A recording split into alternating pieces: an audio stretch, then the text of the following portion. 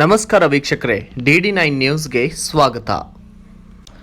ಜಮಖಂಡಿ ನಗರದ ರಮಾ ನಿವಾಸದಲ್ಲಿ ನಡೆದಂತಹ ವೀಣಾ ಕಾಶ್ಯಪ್ನವರ ಅಭಿಮಾನಿ ಬಳಗದಿಂದ ಸುದ್ದಿಗೋಷ್ಠಿಯನ್ನು ನಡೆಸಲಾಗಿದ್ದು, ಬಾಗಲಕೋಟೆ ಜಿಲ್ಲಾ ಕಾಂಗ್ರೆಸ್ ಪಕ್ಷದ ಅಧ್ಯಕ್ಷರನ್ನಾಗಿ ಆಯ್ಕೆ ಮಾಡಬೇಕೆಂದು ಕಾಂಗ್ರೆಸ್ ಪಕ್ಷವನ್ನು ಒತ್ತಾಯಿಸಲಾಗಿದೆ. ವೀಣಾ ಕಾಶ್ಯಪ್ನವರ್ ಕಾಂಗ್ರೆಸ್ ಪಕ್ಷಕ್ಕಾಗಿ ಸಾಕಷ್ಟು ದುಡಿದಿದ್ದಾರೆ. ಜಿಲ್ಲೆಯ ಪ್ರತಿಯೊಂದು ಗ್ರಾಮದಲ್ಲಿ ಸಂಚರಿಸಿ ಪಕ್ಷವನ್ನು ಕಟ್ಟುವ ಮೂಲಕ ಸಾಮಾಜಿಕ ಸೇವೆಯನ್ನು ಮುಂದುವರಿಸಿದ್ದಾರೆ. ಹೀಗಾಗಿ ನಿಷ್ಠಾವಂತ ಕಾರ್ಯಕರ್ತೆಯಾದಂತಹ ವೀಣಾ ಕಾಶ್ಯಪ್ನವರ್ ಅವರಿಗೆ ಜಿಲ್ಲಾ ಅಧ್ಯಕ್ಷ ಸ್ಥಾನವನ್ನು ನೀಡಬೇಕೆಂದು ಒತ್ತಾಯಿಸಲಾಗಿದೆ. ಇದೇ ಸಂದರ್ಭದಲ್ಲಿ ರಮೇಶ್ ಬಳೋಲಗಿಡದ್, ಪ್ರೇಮ್ ಬಳೋಲಗಿಡದ್, ಅಲ್ಲಾಪ್ ಶೇಖ್, ಸಲೀಂ ತಾಂಬೋಳೆ, ಫಾರೂಕ್ ಕಡ್ಲಮಟ್ಟಿ, ರವಿ ಕಾಂಬಳೆ, ರಾಜು ಲಗಳಿ, ಆನಂದ ಗಾಡಿವಡ್ಡರ್, ಸಂತೋಷ್ ಹರಿಜನ್, ಲಕ್ಷ್ಮಣ್ ಹಾದಿಮನಿ, ರಾಕೇಶ್ ಕಾಂಬ್ಳೆ, ಪ್ರವೀಣ್ ಕವಳಿ, ಸಾಗರ್ ಇಂಗಳಗಾವಿ, ಕಿರಣ್ ಖಡಕೋಳ್, ಭೀಮಶಿ ಗಾಡಿವಡ್ಡರ್ ಸೇರಿದಂತೆ ಅನೇಕರು ಉಪಸ್ಥಿತರಿದ್ದರು. ಇಂದು ಪತ್ರಿಕಾ ಮಾಧ್ಯಮ ಸುದ್ದಿಗೋಷ್ಠಿಯನ್ನ ಜಮಖಂಡಿ ನಗರದ ರಮಾ ನಿವಾಸ ಸಭೆಯಲ್ಲಿ ಮಾಡ್ತಾ ಇದ್ದೀವಿ. ನಮ್ಮ ಸುದ್ದಿಯನ್ನ ಮಾಡಲಿಕ್ಕೆ ತಾವೆಲ್ಲರೂ ಆಗಮಿಸಿದಿರಿ. ತಮಗೆಲ್ಲರಿಗೂ ಸುಸ್ವಾಗತವನ್ನು ಕೋರ್ತಾ, ಇದೇ 17ನೇ ತಾರೀಕಿನಂದು ಬಾಗಲಕೋಟೆ ಜಿಲ್ಲೆಯ ಜಿಲ್ಲಾಧ್ಯಕ್ಷ, ಕಾಂಗ್ರೆಸ್ ಪಕ್ಷದ ಜಿಲ್ಲಾಧ್ಯಕ್ಷ ಸ್ಥಾನದ ಕುರಿತು ಹೈಕಮಾಂಡ್ ನಮ್ಮ ಬಾಗಲಕೋಟೆ ಜಿಲ್ಲೆಗೆ ಬರ್ತಾ ಇದೆ. ಬರ್ತಕ್ಕಂಥ ರಾಜ್ಯ ನಾಯಕರಿಗೆ ನಾವು ಆಗ್ರಹ ಮಾಡ್ತಾ ಇದ್ದೀವಿ, ಜೊತೆಗೆ ಮನವಿಯನ್ನ ಮಾಡ್ತಾ ಇದ್ದೀವಿ. ಏನಂದ್ರೆ,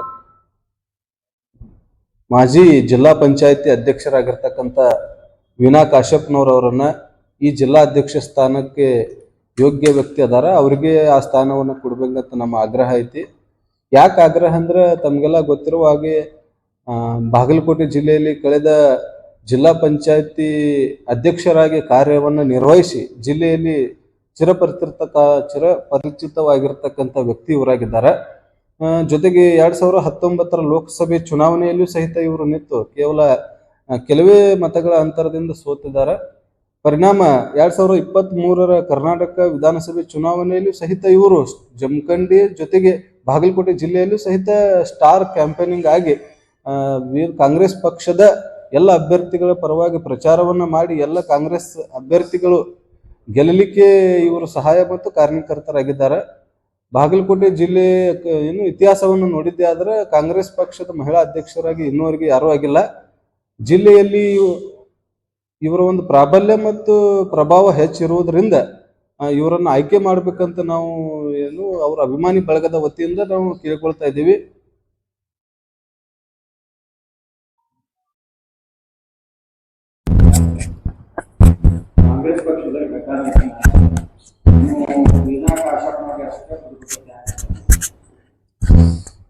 ತಮಗೆಲ್ಲ ಗೊತ್ತಿರಲಿ, 2023 ಲೋಕಸಭೆ ಚುನಾವಣೆಯಲ್ಲಿ ಅವರನ್ನ ಅಭ್ಯರ್ಥಿಯನ್ನಾಗಿ ಮಾಡೋದಿಲ್ಲ. ಅವಾಗ ಈ BJP ಪಕ್ಷ ಮತ್ತು ಇನ್ನಿತರ ಪಕ್ಷಗಳು ನಾವು ಬರ್ರಿ ನಮ್ಮ ಪಕ್ಷಕ್ಕೆ ಮತ್ತು ನಿಮ್ಮನ್ನು ಲೋಕಸಭೆ ಅಭ್ಯರ್ಥಿ ಬಾಗಲಕೋಟೆ MP ಸೀಟನ್ನು ನಾವು ಕೊಡ್ತೀವಿ ಅಂತ ಅಪಾರ ಮಾಡಿದಾಗೂ ಸಹಿತ ವೀಣಾ ಕಾಶ್ಯಪ್ನವರು ಯಾವುದೇ ರೀತಿ ಬೇರೆ ಪಕ್ಷಗಳಿಗೆ ಹೋಗಂಗಿಲ್ಲ. ಕಾಂಗ್ರೆಸ್ ಪಕ್ಷದಲ್ಲಿ ಇದ್ದು ಕಾಂಗ್ರೆಸ್ ಪಕ್ಷದಲ್ಲಿ ಗುರುತಿಸ್ಕೊಂಡು ಸುಮಾರು ಬಾಗಲಕೋಟೆ ಜಿಲ್ಲೆಯಲ್ಲಿ 5 ಕಾಂಗ್ರೆಸ್ ಪಕ್ಷಗಳನ್ನು ಗೆಲ್ಲಲಿಕ್ಕೆ ಅವರು ಪ್ರಮುಖ ಕಾರ್ಯಕರ್ತರಾಗಿದ್ದಾರೆ. ಜೊತೆಗೆ ಮಹಿಳಾ ಒಂದು ಅಭ್ಯರ್ಥಿ ಇರೋದ್ರಿಂದ ಮಹಿಳೆಯರು ಸಹಿತ ಕಾಂಗ್ರೆಸ್ ಪಕ್ಷಕ್ಕೆ ಇನ್ನಷ್ಟು ಬರಲಿಕ್ಕೆ ಮತ್ತು ಸ್ಪಂದಿಸಲಿಕ್ಕೆ, ಮಹಿಳೆಯರು ಕಾಂಗ್ರೆಸ್ ಪಕ್ಷ ಸೇರ್ಲಿಕ್ಕೆ ಮಹಿಳೆಯನ್ನು ನೋಡಿ ಮಹಿಳೆಯರ ಒಂದು ಲಾಭನೂ ಸಹಿತ ಕಾಂಗ್ರೆಸ್ ಪಕ್ಷಕ್ಕೆ ದೊರೆತೈತಿ. ಹೀಗಾಗಿ ವೀಣಾ ಕಾಶ್ಯಪ್ನವರನ್ನ ಮಾಡ್ಬೇಕಂತ ನಮ್ಮ ಅಭಿಪ್ರಾಯ.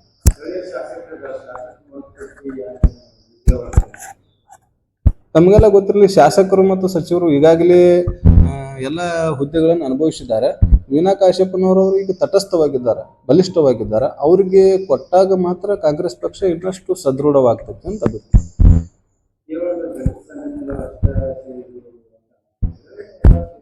ತಮಗೆಲ್ಲ ಗೊತ್ತಿರಲಿ, ಇದು ದಲಿತ ಸಂಘಟನೆ ಆಗ್ರಹ ಅಲ್ಲ, ಒಂದು ಸಾಮಾನ್ಯ ಪ್ರಜೆಯಾಗಿ ನಾವೊಬ್ಬ ಬಾಗಲಕೋಟೆ ಜಿಲ್ಲೆಯ ಒಬ್ಬ ಸಾಮಾನ್ಯ ಪ್ರಜೆಯಾಗಿ ನನ್ನ ಅಭಿಪ್ರಾಯ ಇದು. ಜೊತೆಗೆ ದಯವಿಟ್ಟು ಸಂಘಟನೆ ತರಬೇಡ್ರಿ, ಯಾಕಂದ್ರೆ ಬಾಗಲಕೋಟೆ ಜಿಲ್ಲೆಯ ಒಬ್ಬ ನಾವು ಮತದಾರ ಬಂಧುಗಳು. ಪಕ್ಷ ಅಂದ್ರೆ ಮತದಾರರು, ನಾವು ಮತದಾರ ಮತ್ತು ಸಾಮಾನ್ಯ ಈ ದೇಶದ ಪ್ರಜೆಯಾಗಿ, ಬಾಗಲಕೋಟೆ ಪ್ರಜೆಯಾಗಿ ನನ್ನ ಅಭಿಪ್ರಾಯ ವೀಣಾ ಕಾಶ್ಯಪ್ನವರವರಿಗೆ ಕೊಡಬೇಕು ಮತ್ತು ಅವ್ರ ಅಭಿಮಾನಿಗಳಿದ್ದೀವಿ ನಾವು.